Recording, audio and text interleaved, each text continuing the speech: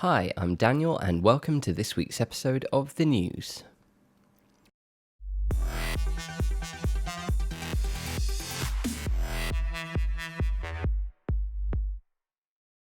Like grapefruit, this must have been bitter to swallow.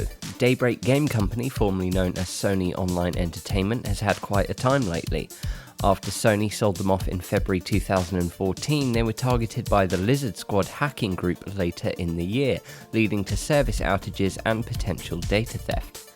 There were also some layoffs at the company shortly after the sale, but it seemed to get personal for John Smedley, CEO, when in August his flight was diverted due to a bomb scare, another little trick of the Lizard Squad.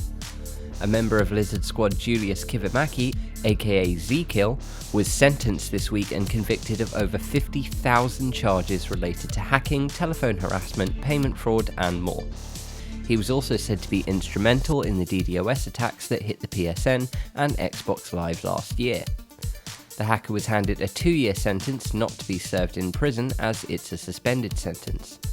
John Smedley took to Twitter to voice his dismay and anger with the sentencing, saying, "The FBI nailed this guy literally immediately. It took the Finnish government a long time to catch up. I got to talk to this dirtbag once when he called and pretended to be someone else. I also got to listen to the entire conversation between him and American Airlines the day he called in the bomb threat. His parents need to be held accountable for his actions in addition to his going to jail. So I'm coming for you, Julius." Smedley intends to take Kivimaki's parents to court over the recent incident and is clearly displeased with the sentencing. You can understand Smedley's anger though, especially when you consider he thought he was going to die on his flight. It's a miracle fruit. A Reddit user recently discovered a piece of gaming history. His father, who he says had ties to Sony in the 90s, was in possession of a prototype model of the Nintendo PlayStation, a project between Sony and Nintendo that originally began as the SNES CD, morphed into the Nintendo PlayStation, and then finally the Sony PlayStation. The console was revealed at the 1991 Consumer Electronics Show by Sony, but at the same show, Nintendo revealed it had broken its partnership with Sony and teamed with Philips to make the SNES CD. Sony were incensed at the snub and went on to create the PlayStation and kick Nintendo's butt all the way through the 90s just to show how pissed they were. Well, images and a video of this original console have been released showing an original prototype console with a SNES cartridge. Although the user Daniel Diebold doesn't have a PSU for the console, he says he'll pick one up, see if it still works, and see what's on the cartridge. The find is very exciting, as few of these consoles were made and only very few have been seen before, let alone has anyone had the chance to use them. Many are calling for it to be sold, put in a museum, auctioned and such, but it isn't for sale. Hopefully we'll get more video of the console in action soon. Could this be a golden apple?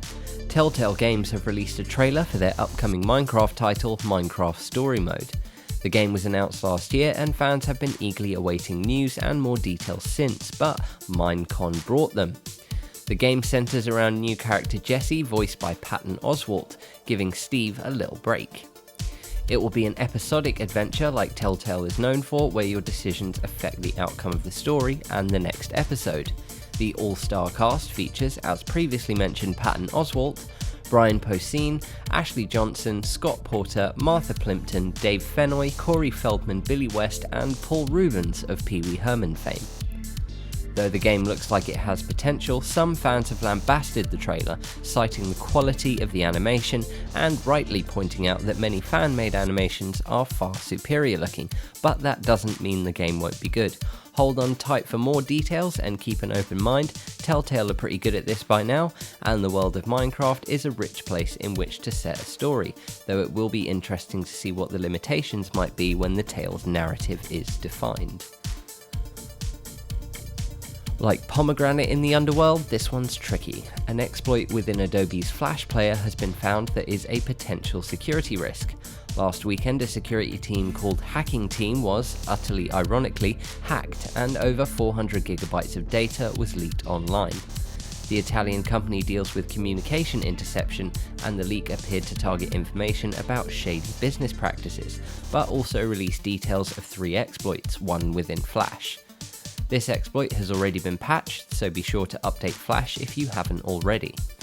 Since the knowledge of the bug went public, it's said to have already been included within exploit kits used by malicious hackers, but the best thing to do is delete Flash altogether if you can live without it, as with no software to exploit, you're far less likely to be attacked. But simply updating to the latest version or ensuring your browser has automatically done so seems to be effective enough for now. Well, that's as news as it gets. What's your take on Minecraft Story Mode? What would you pay for a Nintendo PlayStation? And what do you think of Julius Kivimaki's sentencing? Let us know down in the talk box below. Don't forget to tickle my unicorn in the corner to subscribe. If you missed our last video, you can catch it on screen now. Don't forget to like us on Facebook and follow us on Twitter. See you next time.